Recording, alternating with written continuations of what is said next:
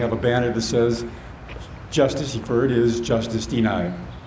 It's been put off now until the 15th of June, and we are hoping at that point there will be a favorable verdict when the judge is able to look at the preponderance of evidence submitted by us, some of which, if you have a chance to read it, please do so. It's at a site called Maui GMO Moratorium News. And it's a .org site, and it includes the arguments and the briefs that were submitted by us as well as by the industry. And I think our attorneys have done a fantastic job and continue to do a fantastic job. You, by the way, are doing the other part of the job, which is the people power. We don't have the political power, but we do have people power. We need to remind the politicians this is an issue that's not going to go away, and by continuing to stand up and show up and speak up, you remind them of how important that is. So thank you for doing that. I have the t-shirt, but I wore this one, asking people to vote yes on the moratorium. I have to look at this every day to remind myself, yeah, we did vote yes, because it seems like we didn't. And the other thing is, I keep this shirt. It's a collector's item, Fred, but I keep it because we might have to wear it again every year, voting yes until somebody gets this message. We need to maintain that we're not going away, that we are at risk, and we are here to be heard, and we're here that our vote is heard, and that we have a constitution in America. It's being violated behind the scenes constantly. We must continue to be aloha. Aloha is permanent, it's infinite. It is that breath of spirit that moves us to choose life, that moves us to be transparent. I think about slavery. I think about our government allowing another human being to torture, maim, and hang another from a lynching tree.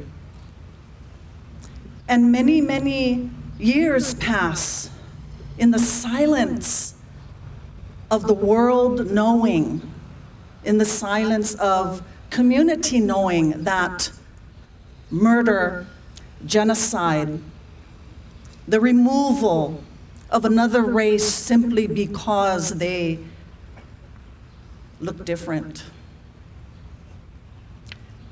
was okay in the halls of our government. We are witnessing the gravitational pull of the orbit of aloha and justice. We are not blind anymore. We are not staging. We are not pretending. We are alohaing. We are horrified when a child is abused, sexually abused. We are horrified when a kupuna is murdered. And yet, the genocide in the chemicals on this beautiful planet, not simply on Maui, but the toxic cocktails that are spilt, that are sprayed, that are in the silence, in every breath we take here on our land, it is okay. It is embraced. It is put aside to a small few of us who are actually coming out of our sleep to stand for something now. Aloha has no boundaries. Aloha has no special club, special interest, only aloha. And that aloha is inviting us into the spirit of love that we know caretakes every child, every life form on our planet, because our Papa Aina, our honua, has taught us this. We cannot simply say it's just a small, silent few anymore. This is not going to go away because the orbit of aloha continues. There is a difference between force and power. Aloha is power. Force is what we are experiencing through the yes vote. Whatever is said is not transparent, and we know this. However, as Aloha rises to greet our frustration, we must embrace all. So in this time, we pray for our beloved Mayor Allen. I aloha him. We pray for the judges that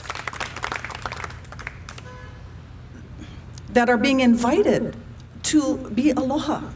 And we also invite all to the table of aloha without judgment, so that this GMO moratorium, in the future, we will have children that are not killed, that are not dead, because we did not do anything to stop the harm that is poisoning, and selectively destroying the sacred trust of this Aina. Why we here? April 4th will mark 5 months since the yes vote was determined. 5 months. What is 5 months? 5 months is enough to say, enough already! Enough already! Enough already! Wake up! Wake up! Some people said, oh, you're going to protest. No, I'm going to protect. We not protesters, we protectors. Protect. Follow the law. They say they have this law, Hawaiian constitutional law. And in that law, they have a section called Public Trust Doctrine. And in that law, their law, that they should abide. I believe every government employee that you are entrusted to follow that law. You are breaching your fiduciary duty as an employee of the government to look after the environment. That public trust law gives us environmental rights. It protects the Aina. It protects the water. It protects the ocean. Most especially, it protects the health of our children. You know, a month ago, I went to Honolulu to go and testify at the Capitol for this pesticide bill for the buffer zone around the schools and hospitals to protect the children. And what did they do? They deferred it. In other words, killing it. And in other words, allowing the poisoning to continue. I came home very disgusted, very upset. I was on the plane. I get home, I have to tuck my 7-year-old son in. He asked me, how was your day, Dad? I said, not too good. I'm very disappointed with our so-called leaders. They choose to spray poison on your schools and your children. And he patted me on the back and he said, that's okay, Dad, because us children know that you are there fighting to represent us and to protect our future generations. There's many issues going down. We've got issues besides the GMO. Besides, we got Nawai'eha, water rights. We've got East Maui, 27 streams, water rights. We got Ohana right now, standing on Mauna Kea to protect the Wahipana.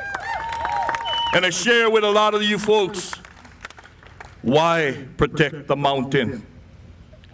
Well, a Wahipana is a sacred place. So look at what's going on. We are at the tipping point in telling the people, telling these so-called leaders to lead in the right way. Yeah? Look after the people. Starts with the Aina, starts with our natural resources. We need to investigate when the government refuses to follow the law. Here we have the legislative department choosing not to legislate. And then we have the judiciary section choosing not to adjudicate. And then we have this executive branch choosing not to lead and make executive decisions. So I look at these three legs and I'm going, well, who are we supposed to listen to? Who leads them? Who leads them? Guess what? It's we the people. We the people. So right here, I applaud all of you Aloha Aina warriors. To all the Aloha Aina warriors throughout Hawaii. Aloha Aina! Aloha Aina! Aloha Aina! He blesses you. He blesses this land. He blesses our leaders. He blesses Aloha, that all life may grow and be nurtured in maluhia and peace. That there will come a day where we do not have to protect in this way a child standing with the la'au of the tea leaf and the la'au of the lawa'i holding the world of generations. And may the yes live. E ola,